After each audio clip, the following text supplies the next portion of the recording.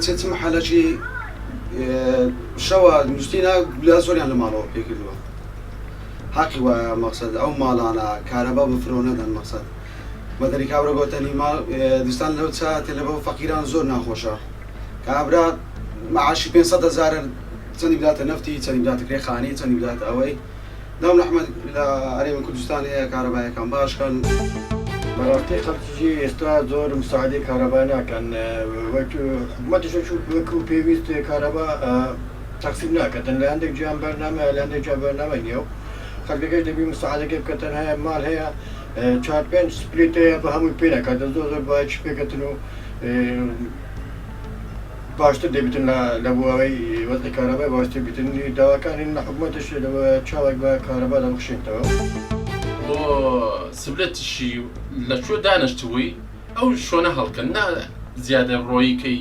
لە هەموو شوێنێک هەڵکەی لە هەموو شوێنە سبلەتەکان زیاد هەڵکەی ئەوە نابێت لە چۆ دانیشتی لە چۆ هین بووی ئەو گوڵەپۆ ئەو تەرزەنە هەڵکە لەوێت داچووی بیبژێنیتەوە باشترێ بۆ ئەوی کارەبا زیاد سەرف نەکرێت کارەبا پێویستە بۆ هەموو کەسێکی ئەم دنیاە بەڵام هەر ئینسانێک کارەبا کە بەکاردێنیتن بە شێوازێک بیتن هەموو ئینسانێک سوودمەند بی لە کارەبا